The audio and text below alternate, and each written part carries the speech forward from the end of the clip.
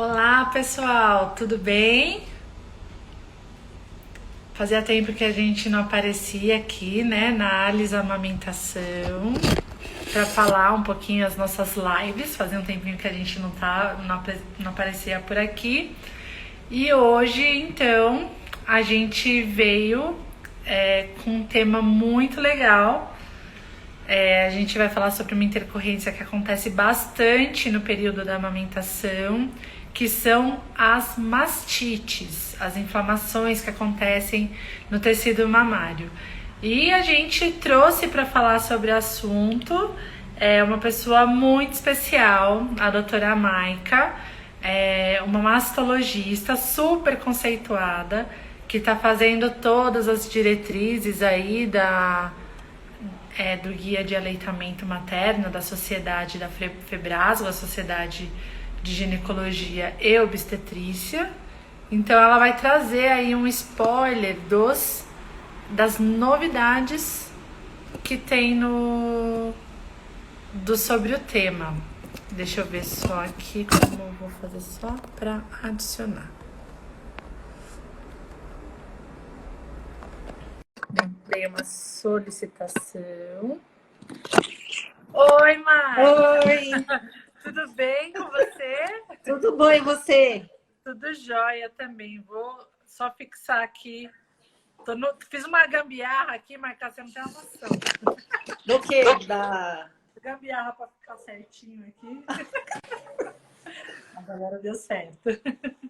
E aí, tudo bom, Maica? Prazer ter você aqui, receber a gente no canal. O prazer é meu. Eu que agradeço, Cristina. Imagina, eu que agradeço a sua presença aqui para a gente falar sobre esse tema que, na verdade, a gente estava até falando um pouco antes, né? Na verdade, não tem, as pessoas não sabem muito o que fazer, né, Maica? Cada um faz de um jeito, ninguém sabe de fato como conduzir as mastites. Então, acho muito interessante a gente trazer aí esse tema para dar uma atualização, né? Sim, e acho que é bem por aí mesmo. Eu acho que a mama, ela é muito esquecida pelo obstetra e pelo mastologista, né?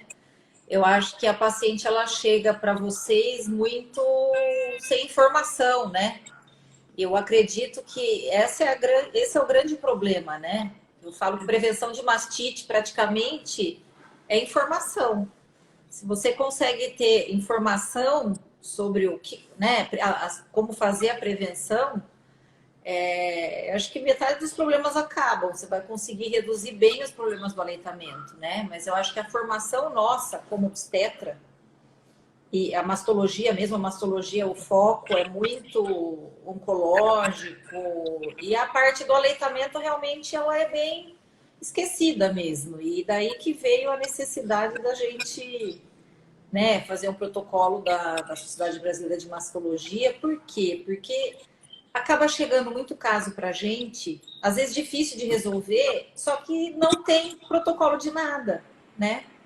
Então, a gente mesmo que recebe a paciente já politratada e, enfim, a gente tem dificuldade também, né? Então, a partir disso que a gente está escrevendo as diretrizes, na verdade, da Sociedade Brasileira de Mastologia, Mastologia, tá. eu acredito que, né, agora em março já vai começar a aparecer algumas coisinhas, né, no próprio site da sociedade. A gente vai ter, semanalmente, vai ter um vídeo, um podcast, alguma coisa do tipo, para começar a divulgar e poder ajudar as mamães, né? Perfeito, porque acho que fica, é o que você falou mesmo, fica uma terra sem dono, né? Porque daí o obstetra não fez a prevenção. O pediatra sempre fica na dúvida. E eu vejo aqui na prática mesmo, né? Às vezes a mãe começa a evoluir com um quadro que a gente fala, não, e aí, complicou? Precisa do antibiótico? É só anti-inflamatório? É só alívio? Aí, não, vamos ver junto com o obstetra. Aí, com isso, já vai complicando, né? E daí, Sim, quando chega no mastro, então, realmente, já tá... Tipo, já foi tudo, já fiz tudo errado. E daí, sim. e daí agora vocês se virem, né? Assim, né? Tem que resolver o problema, né? Não, mas é isso mesmo. E como fiz, né, um levantamento faz uns 4 meses que eu tô só lendo mastite, eu tava até brincando. Eu falei, gente, eu tô quase cheirando leite de tanto ler de mastite. E quando você vai fazer levantamento bibliográfico, né, que tem robusto, né, levantamento bom. O último protocolo da Organização Mundial da Saúde de mastite, acredite, é de 2000. Nossa, Foi o último. Do 21 anos. breastfeeding, do breastfeeding, para quem não conhece, o breastfeeding é uma revista, né, assim, que é super conceituada e a maior parte das consultorias de amamentação e aleitamento acaba se baseando na diretrizes deles. De mastite é de 2014. Então você vai ler, né, que seriam as duas principais referências. Eu não sei vocês da pediatria, né, De qual que baixo vocês se baseiam? super pouco abordado, Maica, mesmo. A questão do. A gente tem a Sociedade Brasileira de Pediatria, a parte de amamentação, mas eu vou te dizer que desde 2010 eu venho estudando também a amamentação um pouquinho mais atualizada com o que vai Sim. saindo. Não vi nada de mastite nesses últimos 10 anos. Então, específico, assim, né? De novo. E da sociedade, falando agora da sociedade, né, Brasil, o Manual de Aleitamento Materno da Fibrasgo, né, que é da Gineco, ele é de 2018, mas não fala nada de mastite. Parece é tão simples a abordagem que eles colocam que parece que está falando com leigo. Então, Entendi. assim, é bem isso. Você acaba ficando sem parâmetro. Tudo que eu levantei é tudo muito antigo, né? E, e não dá para ficar no antigo, né? Que a gente vai tendo tanto recurso, vai tendo tanta coisa, mas assim, Muita coisa. e acaba tendo, né? Eu falo que é uma judiação, porque todo mundo amamenta. Eu vou dar, acho que você nem sabe, Cristina. Quer dizer, você não sabe porque eu não cheguei a conversar com você. É, Na época quem fez o protocolo de mastite do São Luís, tá, a 2004, que foi tá. quando começou aqueles protocolos que tem, foi eu que fiz. E Verdade. na época, sim, foi eu que fiz e também li muito. A impressão que dá é que, né, tipo, não evoluiu muito, né, em termos de. Exatamente, porque não tem referência mesmo. E o Entendi. mais engraçado, que é o que eu falo às vezes para os pacientes, eu falo, eu fiz o protocolo, ou seja, eu sabia tudo que tinha que fazer para prevenir e eu mesma tive três mastites. Verdade, olha lá. Então assim, eu falo que muito do que eu sei de aleitamento hoje foi a dificuldade que eu tive na amamentação. Não foi como eu falo que assim, eu falo para os pacientes, o que eu ensino foi o que eu aprendi na prática, sozinha, me matando lá, tentando, que será que esse neném quer, né? Exato. E, mas É, é um tema que tem que ser mais falado, né? E a informação é a prevenção, eu acho. não, tá perfeito. Você sabe que aqui na clínica, né, que a gente trabalha, a Carlinha tá até aqui na live, e acho que por conhecer aí, você acompanha o canal, você já deve ter visto as publicações dela. A Carla é enfermeira de amamentação que trabalha aqui comigo. Como eu sou formada em Santos, Santos é meio uma referência de aleitamento materno. Tem pessoas muito pioneiras, sei lá na maternidade não existia chupeta, o povo mamava até 7 anos, umas coisas muito loucas que acontecem lá, sabe? Então, a gente tem muito mão realmente na amamentação. E daí, como você começa a conduzir o aleitamento materno, depois né, que você se forma, aí o que acontecia? O pessoal que fez GO da minha época começou a referenciar os casos mais difíceis de amamentação, porque como acabei formando lá, sabia que eu teria mais recursos, digamos assim. Sim, Até que em 2018, eu acho, 2019, eu tive uma paciente que era o segundo filho. Ela amamentou o primeiro até 3 anos de idade. E aí a gente brincou. A gente, nossa, você vai jogar a criança para cima, ela vai descer já na posição, né? Maica, essa pessoa, o peito, o bico caiu. Assim, Eu olhava, não achava qual era o problema. A mãe tinha muita experiência também. Ela falava, eu também não sei o que está acontecendo. E daí, nesse momento, foi que eu conheci a Carla, que eu mandei para uma chefe minha. Eu falei, meu, eu preciso de De alguém muito ajuda. top de amamentação. Que eu mandei só a foto do peito. E a minha chefe falou assim, nossa, eu tenho a pessoa para te indicar. E ela indicou a Carlinho.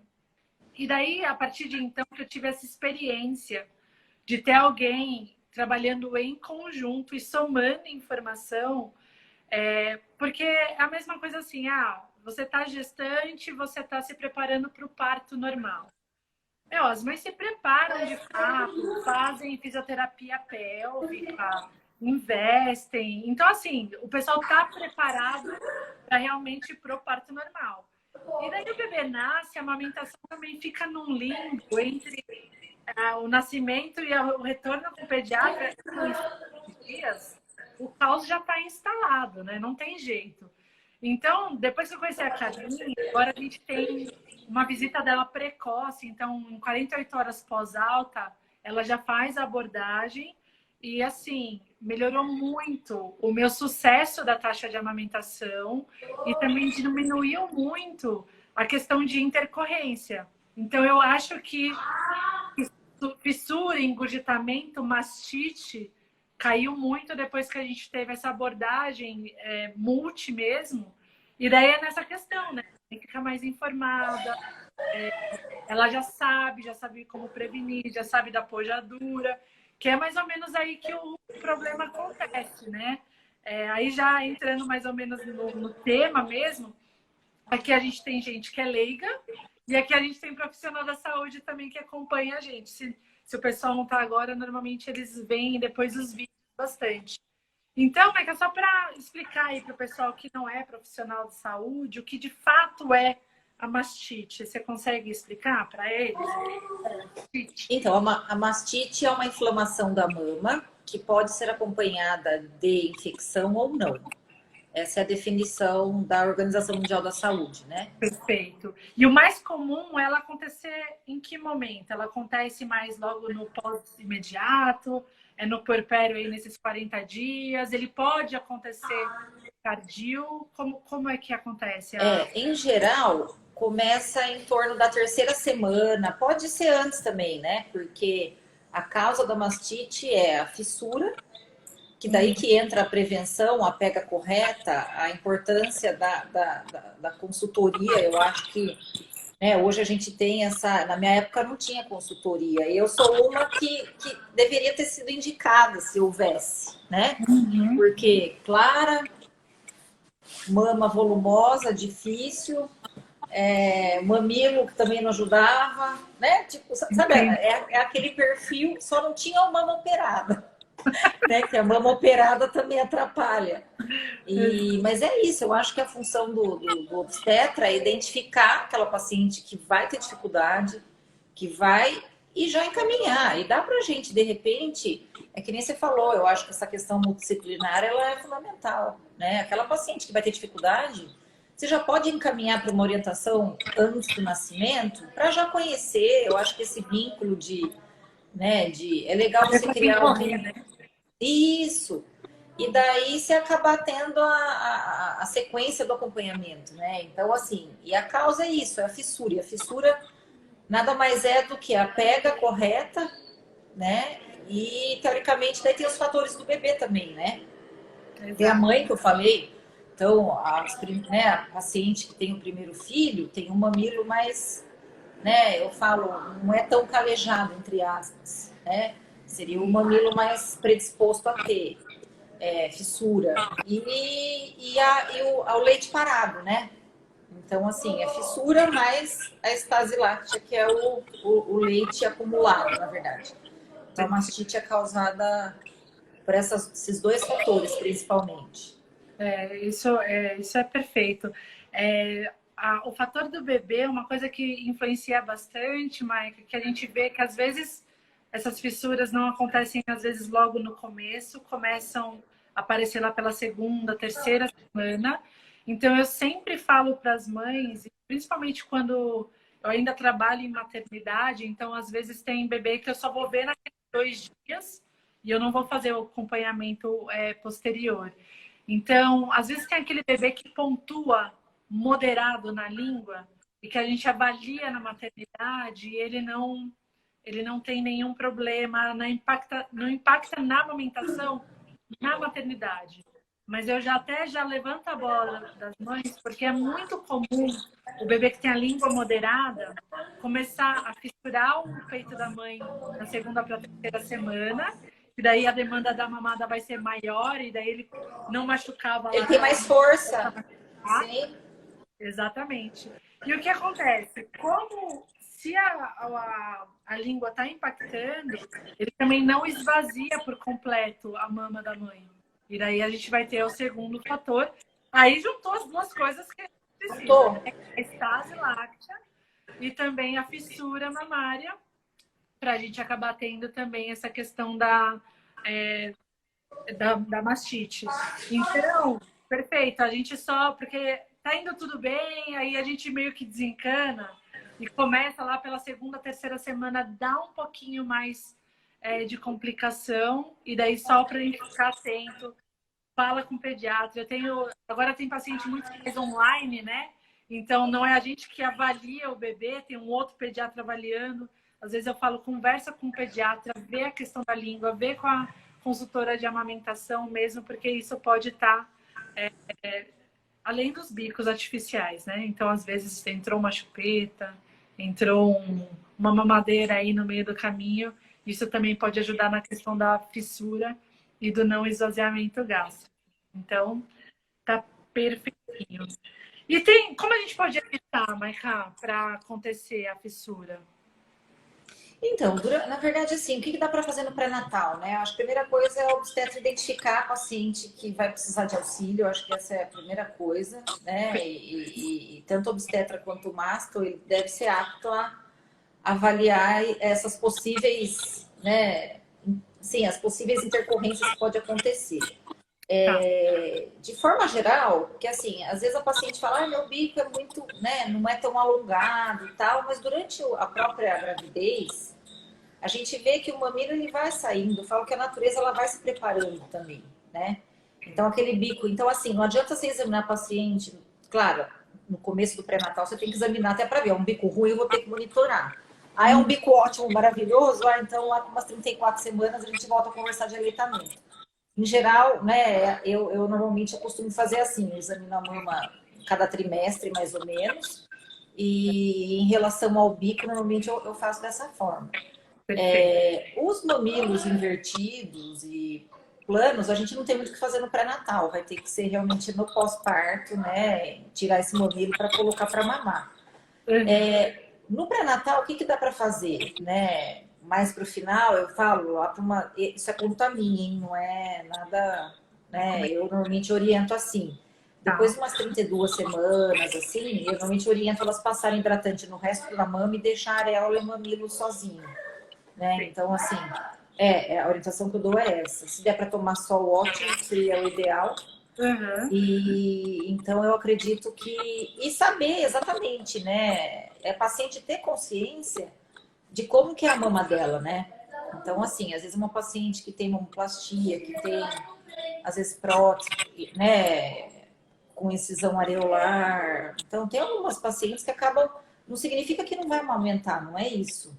Mas, assim, a paciente, ela tem que ter ciência de que ela vai ter... Né, vai ser mais trabalhoso aquilo que ela vai ter que investir nisso, né? Então assim, não hidratar o mamilo durante o pré-natal é uma das coisas simples, né? Porque não adianta você deixar o mamilo todo bonitinho. Às vezes a gente vê as pacientes compram, né, lanolina ou compra qualquer outra coisa para poder passar e daí nasce tá aquele mamilo brilhando, de tão hidratado, de tão bonito, né? Só que a gente não quer um mamilo desse, né? A gente quer um mamilo que escurece, né? Que é o que a gente vê no pré-natal, a pigmentação ela acaba modificando exatamente para ficar um mamilo mais resistente, né? Então a gente quer um mamilo mais escuro, mais firme. Né? E uma outra coisa também que eu acho importante é no pré-natal o obstetra incentivar a paciente a fazer o autoexame, a mexer, né, na mama. né? Ela tem que saber deixar um bico flexível, né? Então, assim, as orientações eu acho que basicamente são essas. Né? O que é um bico flexível? Na pojadura, esse bico vai ficar plano, o neném não vai conseguir sugar. Então, esvazia a parte, né, retroareolar ali, o leite. E é muito engraçado que, às vezes, eu chego na maternidade para fazer essa visita, daí você chega, você vê aquele mamilo já, né, de engurgitado, aquele negócio, né? E daí o bebê não consegue mamar, e daí na hora que você vai fazer massagem, né, na areola mesmo, a paciente, ai, tá doendo, tá não sei o quê. Então, assim, isso é uma coisa que a paciente ela tem que se tocar, ela tem que estar acostumada a apertar, e não é gostoso. Eu falo que tem essa massagem que fica em volta né, do bico, teoricamente. Eu lembro que quando eu tive a minha pojadura, olha o mico, meu, doendo, desesperada, e eu tendo alta, mas assim, meu, chorando, né? Chorando. Uhum. Eu fui no banco de leite, gente, eu não tô aguentando. Olha só, a ignorância. Mas é isso, né? Eu acho que é isso, é o que eu falei. Eu fui aprender. Você é um profissional que trabalha com isso, teve essa dificuldade, né, Maica? Sim, exatamente. Não, é assim mesmo. Eu fui no banco de leite, daí as meninas me ensinaram a exatamente esvaziar a ponta para o bico ficar flexível para poder mamar. Né? Eu aprendi lá chorando as pitangas na maternidade ainda. Então, assim, para mim, eu acho que foi essa experiência da amamentação, né, que não foi fácil, para mim me agregou muito, porque eu olho para os pacientes e falo, meu, não dá para passar por isso, entendeu? E a falta de informação, porque a gente não aprende isso na residência, sabe, Cris? Não aprende. Não aprende. E você estava falando que vocês, como mastro, ou como gineco, não veem. A gente na pediatria também não. A gente não vê essa questão. Então, é no dia a dia mesmo que a gente acaba pegando essa prática. E daí o esvaziamento você normalmente ensina manual mesmo, né, Maica? Então, isso é uma coisa que eu coloquei na diretriz, eu coloquei prevenção, eu coloquei isso. Né, que acho que o obstetra ele tem que orientar a paciente o que é um bico flexível, né, na pojadura. A paciente ela tem que saber identificar a fissura e saber conduzir. Então, tem que saber conduzir, né? O primeiro atendimento inicial tem que saber o que fazer com a fissura, com o engurgitamento. São coisas que a paciente ela tem que saber se virar em casa. Até procurar ajuda profissional se precisar. Porque muitas vezes ela sabendo essas orientações, ela não vai precisar de auxílio, né? Uhum. Então, assim, às vezes tem paciente que chega para mim e fala, você acha que eu preciso de uma consultoria de amamentação? Às vezes eu examino a mama tá ótima, né? Eu ensino tudo isso que eu tô falando, né? Normalmente eu coloco, ó, você não tem cirurgia mamária, você tem um bico super favorável, né? Tá sem usar hidratante, se dá para tomar sol, tá tomando sol. Teoricamente, o que vai acontecer vai ser a pojadura que você vai ter que ficar e monitorar a pega, né? E, claro, e o pediatra vai ver a boca, exatamente, língua, etc e tal. Se o pediatra falar, meu, tá, em relação ao bebê tá tranquilo, não precisa da consultora, né? Eu acho que, eu penso assim, claro, tá, eu posso, eu quero, etc e tal, vai, porque eu acho que você sempre aprende. E eu falo que, assim, às vezes, né, às vezes a pessoa às vezes fala, eu não quero pagar uma consultora, né? Mas para aquela paciente que você sabe que a chance dela ter alguma patologia, às vezes é mais barato ela pagar uma consultora e ter um acompanhamento do que ter que ficar pagando antibiótico, ter que ficar pagando, não sei, entendeu? E ficar correndo atrás. Fórmula, né? Vai ter que colocar fórmula, leite, porque daí você, né, fica toda aquela questão, né? Exatamente. Então, assim, eu acho que, né, então ela tem que saber exatamente essas coisas. Como conduzir esses problemas simples, porque todo mundo vai ter. É difícil quem não tem uma fissura, né? É difícil, né? Praticamente, tanto é que eu falo para meus pacientes, eu falo, ó, mesmo fazendo a pega impecável, não sei o quê, vai machucar, né? Mas vai cicatrizar. Em geral, é isso que acontece. Machuca e depois cicatriza e a vida continua. Né? Não fica. Agora, ficou uma fissura mais crônica, ficou uma coisa mais arrastada, daí tem coisa errada, né? Porque uma fissura do mamilo que não está acostumado a ser sugado né, até calejar, entre aspas, ele vai machucar, não tem, né? Praticamente dá para contar nos dedos quantas pacientes que eu não vi fissura, né? Exatamente. Então, né, eu acho que o obstetra ele tem que orientar o que fazer, né? O paciente tem que saber se virar sozinho. Mas, Perfeito. assim, primeira coisa, eu acho que é ela conhecer a mama dela, é ela procurar, né? Procurar a fissura, saber ordenhar manual, porque, assim, não tem a bomba, tem que saber manual, né? Eu, às vezes, no consultório, é muito engraçado, que às vezes a paciente, eu não sei fazer ordenha. Eu falei, então vamos no banheiro aqui que a gente. Beleza. Uhum. Vão no banheiro, eu mesmo ordenho para elas verem. E Legal. ok, e é isso, tem que saber ordenhar sozinha. Eu tenho pavor, não sei o quê, mas. Né, tem gente que não faz autoexame de mama para ver câncer, né? Porque tem pavor de se palpar. Então, assim, eu acho que essa conscientização da manipulação da mama pela própria mulher é uma coisa que, né, ela tem que ser É porque incentivada. muda também, né, durante a gravidez, né, Mike? Então, se você está acostumada a se palpar antes, e daí você não se palpa e você nem percebe as mudanças, aí você não saber o que, essa mudança é normal, não é. Aí já aproveita a consulta com você, né? Doutora, eu senti isso, é normal, porque você começa a palpar os ductos, né, no finalzinho mais palpáveis e tudo mais. Sim, E até saber que quando tá durão mesmo, tem alguma coisa errada. Então a gente sabe que às vezes aqui perto da parte axilar, às vezes é o lugar onde dá problema, onde é mais difícil de esvaziar a mama e tudo mais. Aí tem que saber fazer a massagem, às vezes posicionar o bebê em posições diferentes para ele ajudar você a esvaziar aquela parte. esvaziar ductos diferentes, exatamente. Exato. Então a Que gente. é o básico, né, Cris? Isso é o básico. Exato, Tá, exatamente. tá empedrando muito o quadrante lateral. Tá, qual é a posição que eu tenho que pôr o bebê para esvaziar melhor esse lado? É assim? Então vai. Que é igual na mastite também. Daí tem a posição correta para esvaziar aquela área cometida, né? Mas isso é uma coisa que a gente não aprende mesmo, né, Maica? Assim, na nossa formação a gente não aprende. Aí você começa a fazer a prática, você fala, opa, aqui nessa posição, aí você começa a conversar com um e com outro, e daí você percebe que é fácil, né? Essa posição E as esvazia. pacientes vão ensinando, né? As pacientes vão ensinando. Eu lembro que assim, que eu falo para as pacientes, né? Eu lembro que eu tinha um. Eu sempre falo da minha experiência porque assim, foi a melhor de todas. Eu sempre falo para paciente, né? Tem alguns ductos que parece que realmente tem muito leite, né? Então, você, às vezes, eu lembro que eu ordenhava, tipo, às vezes meia mamadeira num ponto só.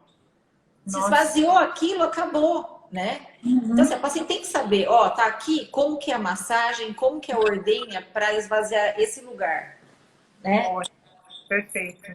Não, já tô tendo várias ideias aqui para a gente fazer até uns vídeos aqui, uns reels para a gente mostrar. A gente tem um lugar de preparo de mama antes de amamentar, fazer a massagem, torcer, a gente ensina a esvaziar antes, mas eu acho que essa questão de massagem para esvaziar cada quadrante ou cada lugar vai ser legal da gente deixar aqui exposto para o pessoal ver. Eu acho que é bem legal.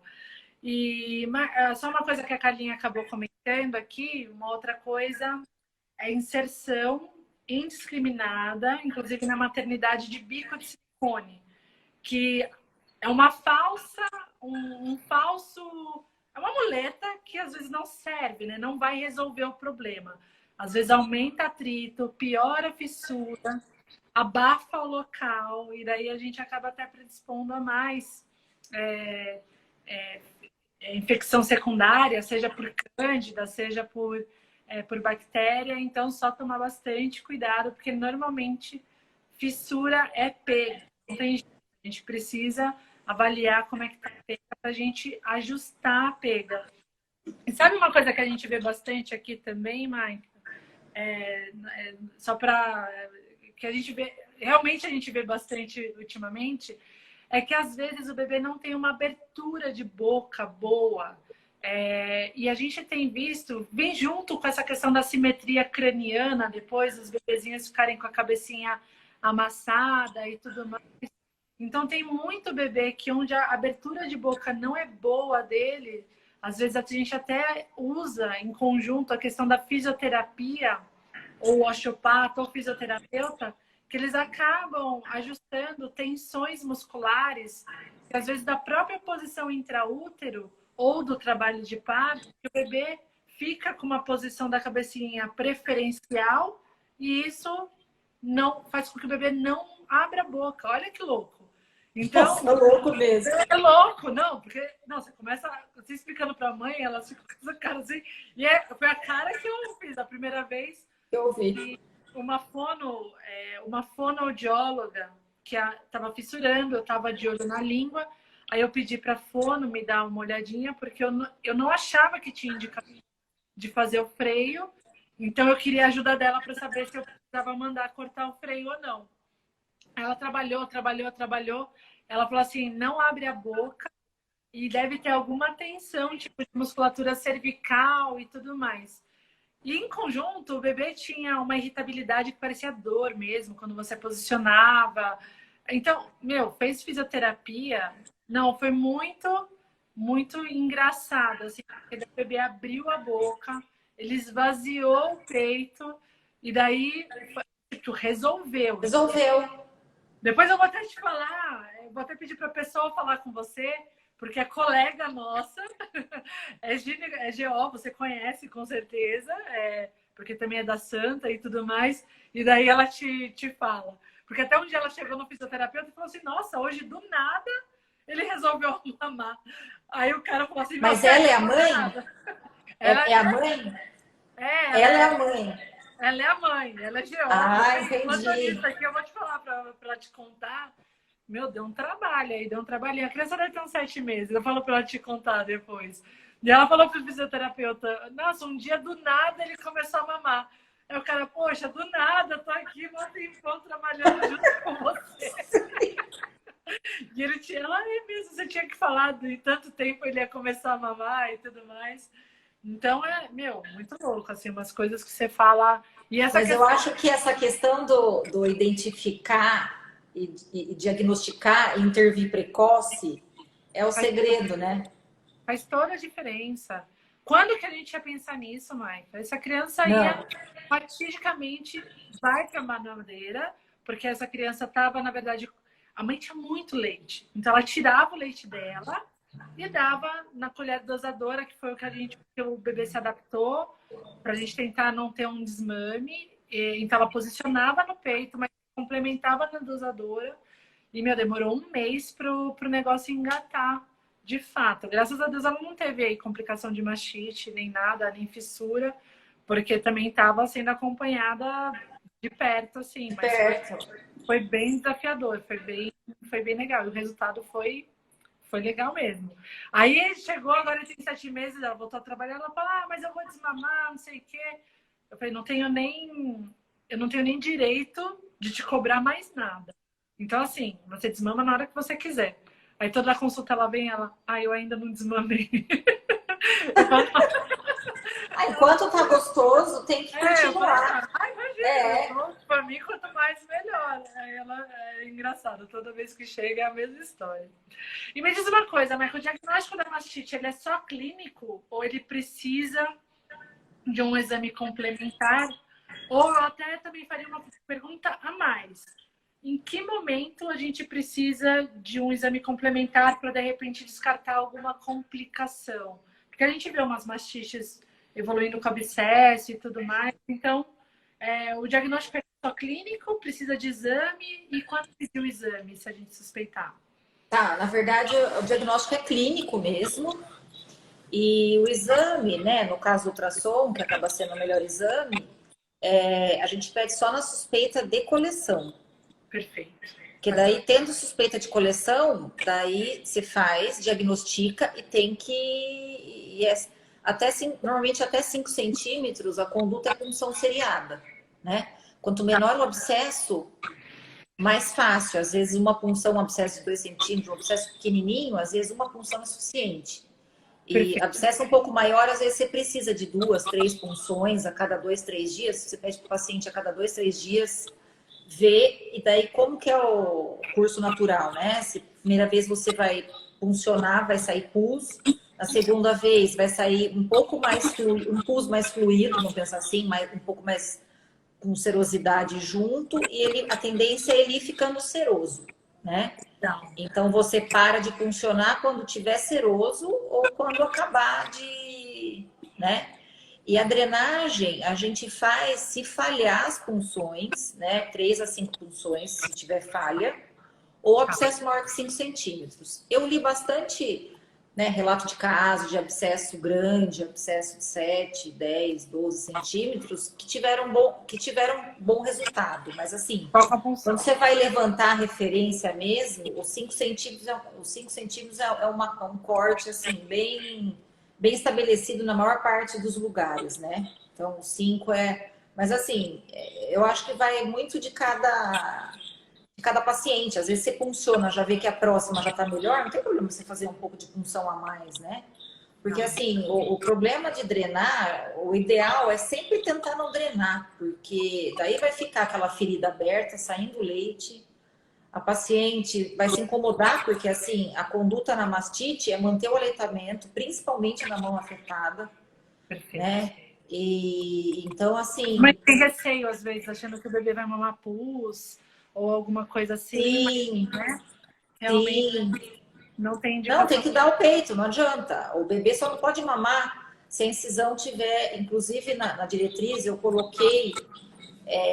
O que acontece? Eu já peguei, já vi, e inclusive essa semana chegou até um caso clínico para discussão. E foi o quê? A paciente tinha um abscesso, e o que às vezes a paciente, eu não quero cicatriz, eu não sei o quê, e a paciente vai se preocupar com a questão estética.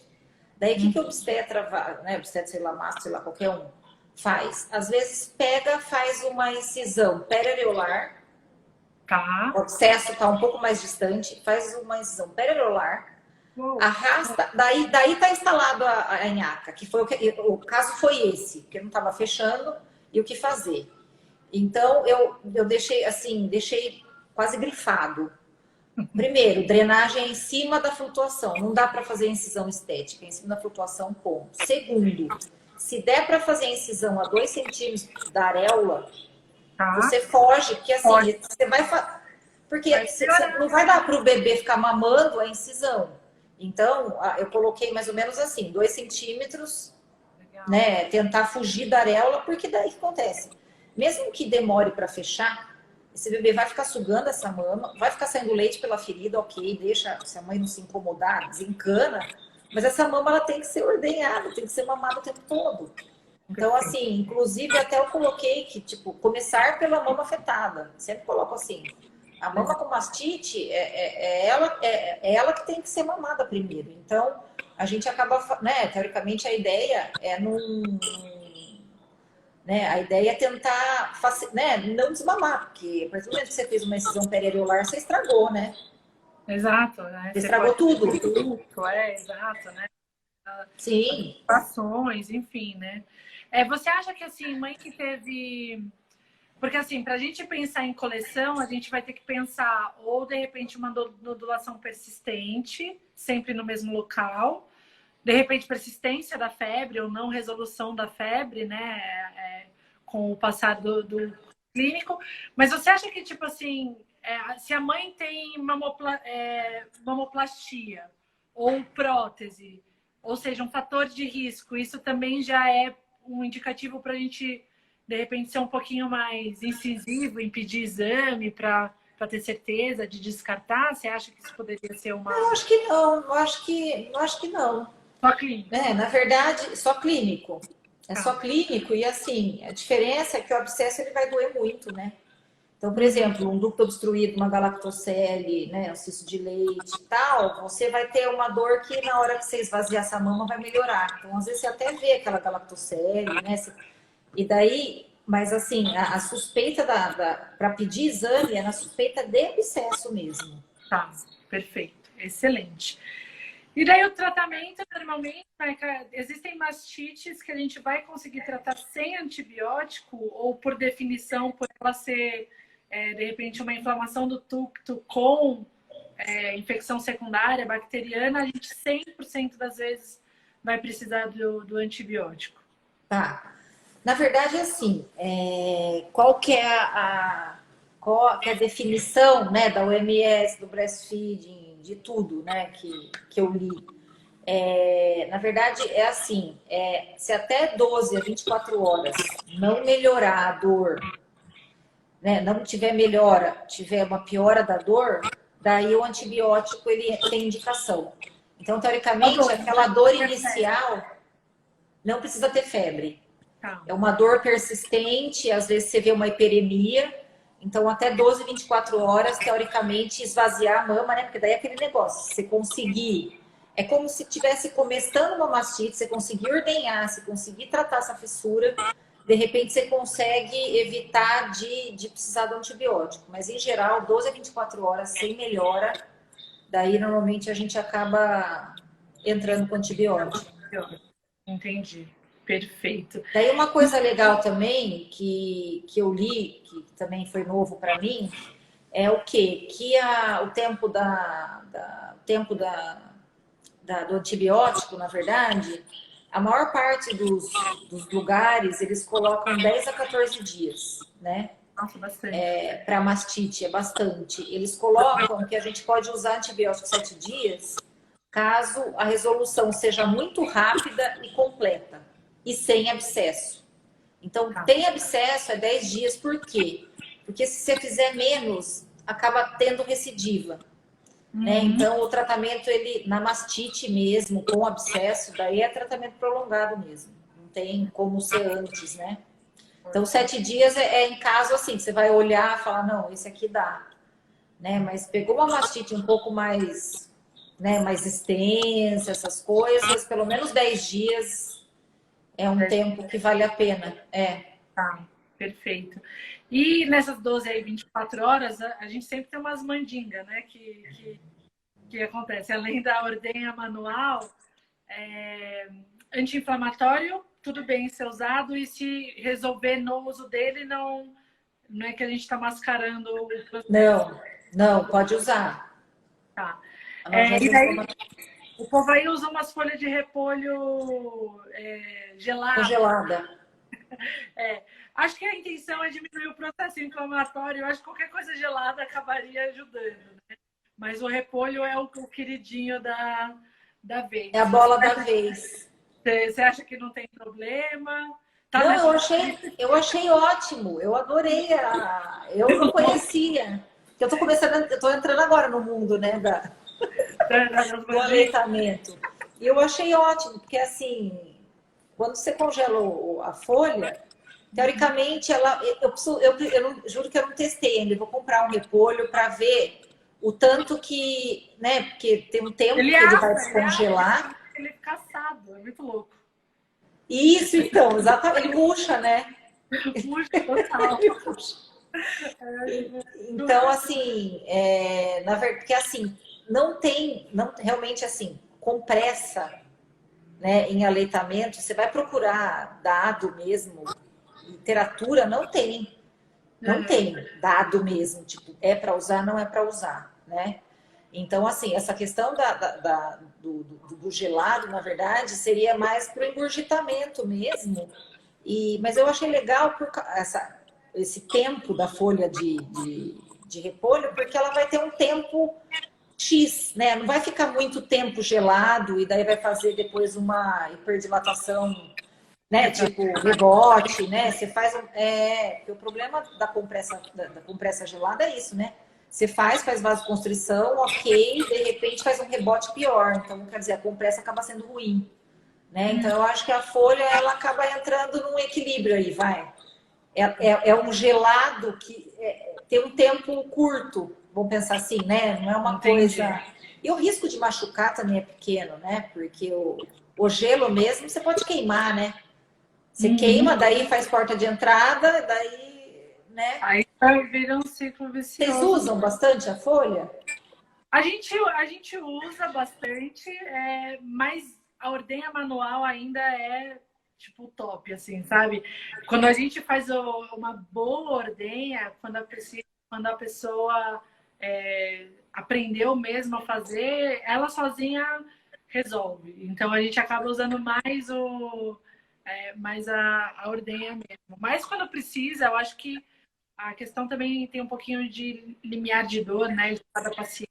Vai ter paciente que vai ser o sintoma de dor vai ser pior, mais importante e tudo mais. Então, pode ser, por exemplo, uma estratégia para alívio imediato para a mãe conseguir colocar o bebê na maca. Às vezes está doendo tanto que ela nem consegue colocar o posicionamento. Então, isso mesmo. Olha lá, a Carlinha que ensina a ordenhar. Mas a ordenha não sei, a minha experiência como mãe realmente é imbatível. Assim, se aprendeu a fazer, você resolve tudo. Então, o problema é que às vezes as pessoas, por acabar sendo, acho que mais prático, menos doloroso, a questão da folha do repolho, o meu receio é que às vezes as pessoas trocam, entendeu? Então, deixa de fazer ordenha, porque... não, mas não tem nada a ver. Não, sim. Tipo, né? Tipo, às vezes as pessoas acabam fazendo isso. Entendeu? Achando que aquilo é uma ordenha, né? Isso, aquilo é para aliviar, ponto. Ele não vai tratar nada. Exato. É uma dipirona, né? Tipo, seria um... Exatamente, alguma coisa para dar uma aliviada lá na hora mesmo. Então, por isso que às vezes a gente enfatiza mais e deixa esse não como uma propaganda, assim, porque realmente, senão... Porque não é mesmo, não é conduta, né? O foco muda. É conduta no engurgitamento, não na mastite. Na mastite você tem que fazer o que a gente falou aí.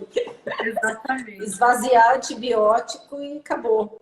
E, Michael, você viu alguma coisa nesse levantamento que você fez em relação ao uso de probiótico que acaba auxiliando? A gente sabe do probiótico na questão de colonização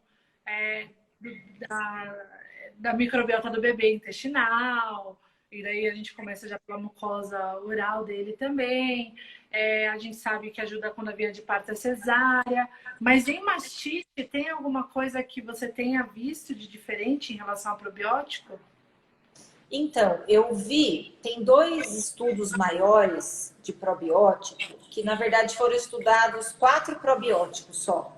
Tá. Né? Que foi o Lactobacillus rhamnosus, o Lactobacillus salivatum, o Lactobacillus fermento e o Bifidobacterium lactis. Os trabalhos que tem são poucos, tem 2 que são, né? E eles colocam que ajuda, teoricamente, eles colocam até usar 14 dias ou 2 meses antes do nascimento, né? Que eles falam que acaba tendo uma melhora exatamente do microbioma mamário, enfim. E é uma opção para ajudar a não ter, né? Então, assim, parece que ajuda sim. Né? Mas tem pouco trabalho, aquele negócio. Probiótico é uma coisa nova. Você vai ler, quando você vai ler, você vê um N pequeno. Então, para você padronizar... né? Para você saber que é isso mesmo que fez a diferença, que foi relevante, né? E o probiótico tem tantas cepas, né? Tem tantas cepas. E, inclusive, eu até achei como que chama? Acho que é World Gastroenterology. Eu achei um negócio que é só da gastro, que é só de probiótico. Eu comecei a ler aquilo, menina. Tanto é que eu falei que é tão interessante esse negócio de probiótico, que você vai lendo, na hora que eu via, tava eu lendo... Você vai pegando a referência da referência da referência. Você vai, e eu me perdi. Eu falei, não, eu tenho que achar probiótico de mastite. Daí eu voltava. Daí, na hora que você ia, então, assim, e você vai vendo que... Né? E o probiótico, além dessa questão da mastite, né, tem milhões tipo, a Sociedade Brasileira lá de Imunologia, eu estava vendo que eles orientam as mães que têm bebês atópicos graves com eczema, que é orientado para a mãe tomar durante o pré-natal. Isso é uma coisa que eu aprendi. Né, eu não sei se vocês fazem, né? Se vocês... Como que é? Porque daí o outro lado eu não vejo, né? Na verdade, o probiótico eu uso de rotina para os bebês desde o nascimento, Mike. Então, eu uso, independente da via de parto, eu uso. Mesmo que o bebê não tenha nenhum fator de risco, que tenha nascido de parto normal e tudo mais. Porque a gente sabe, hoje em dia as nossas mães são muito mais inflamadas, né? Então, as cólicas que os bebês têm são absurdas. Então, a gente sempre faz uma profilaxia com dieta materna, probiótico para o bebê nos primeiros 3 meses. Que daí a gente passa depois o pico da época de cólica mesmo e o negócio tende a melhorar. Quando o bebê tem atopia ou quando ele começa a ter sinal de alergia à proteína do leite de vaca, ou enfim, aí a gente só muda as cepas, que daí tem coisas específicas para quem tem alergia à proteína do leite de vaca, para quem tem refluxo, para quem tem constipação. Então tem as cepas específicas para cada um. E é muito legal porque também atualmente o que eu tenho estudado mais é realmente essa parte de suplementação materna durante o período de amamentação. Isso. Então, hoje em dia, assim, 6 semanas do bebê, ainda colhe exame de sangue, para daí eu já ajustar a suplementação da mãe para priorizar o bebê, porque ela tem aleitamento materno, e mesmo a suplementação do bebê eu também já ajusto conforme o exame da mãe. E daí, probiótico, eu uso conforme clínica da mãe. Eu não uso para prevenção, igual você está falando de mastite. Então, se a mãe é constipada, ou tem o intestino mais solto, que não ajuda com a dieta, ou que eu quero acelerar o processo, aí eu uso para a mãe também.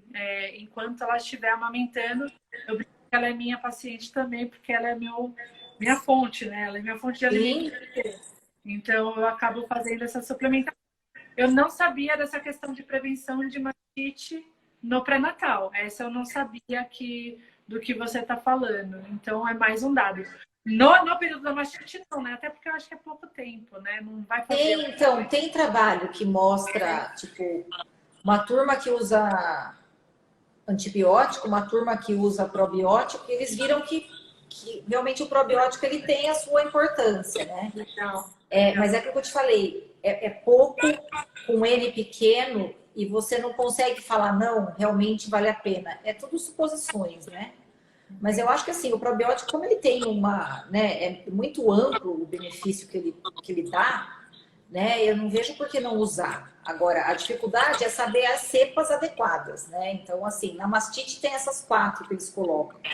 Né? Mas é aquilo que eu falei, eu acabei indo nas referências e caindo, e eu li tanta coisa de bebê, exatamente, de bebê, de diarreia, né, dos eczemas, né, vi até referenciei um trabalho sobre eczema em bebê mesmo. Até coloquei, falei, além da mastite, a gente tem outros benefícios, né? Com certeza. E daí, depois, se quiser, eu até separo para você a referência para...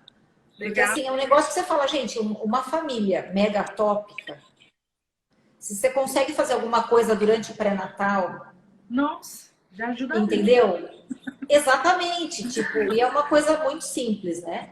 E o mais legal que eu achei essa semana, inclusive, do breastfeeding também, agora 2020, o kefir, iogurte natural ou iogurte picles. Tem mais dois alimentos lá, que um grão de bico, que é tudo base de fermentação. Legal. Eles colocam como tendo o mesmo valor do probiótico que a gente prescreve mesmo. Olha que legal. Então assim, acabou de sair. Que legal. E os alimentos maternos, né? Mas assim, é aquilo que eu te falei, eu não lembro o N desse daí, mas assim, não é muito grande. Mas assim, gente, qual o problema de tomar um kefir, tomar, sei lá, comer, né? Comer. Toma refrigerante, né? Um iogurtezinho. Um iogurte, um queijinho, né? Sei lá, eu nunca comi. Mas assim, eles colocam... colocam... Qual que é o problema de um probiótico, né? Tem coisa que faz tão pior, né, na nossa vida, e a gente, de vez em quando, come, né? Então, não tem... Realmente, eu concordo com você. Então, assim, minha opinião pessoal, não, né? É que eu acho que né? Eles colocam 14 dias, 2 meses. Então, assim, eu acho que 2 meses antes de nascer, teoricamente, eu acho que dá coloca aí umas 30 semanas, porque daí vai ter umas que vão nascer com 36, né? Vamos pensar nos prematuros. Eu acho que dá umas 30 semanas já dá. As constipadas eu dou desde o começo também. Que eu dou a fibra junto com o probiótico. Então, assim, mas para as constipadas, para as não constipadas, não era hábito prescrever. Hoje eu converso com elas, olha, assim, assim, assim. Se você quiser, eu acho que é uma medida simples que a gente vai saber mais para frente, né? Porque Pois que você tiver, você vai se arrepender de não ter feito, né? Isso, é. De repente você poderia ter diminuído a chance com isso. Legal. E aqui o que a gente faz também é quando começa a ter esses sinais aí de mastite, já começar uma inflamação, como a porta de entrada é a fissura, então aí a enfermeira ela também aplica a laser terapia, que acaba ajudando na cicatrização, acelerando um pouquinho o processo. E daí já também observa para ver a pega, como é que tá bem direitinho, porque daí para tentar quebrar esse círculo vicioso, né, que acontece. Nossa, muito bom. Maica, deixa eu te falar, a gente está há 56 minutos aqui falando. Falando e...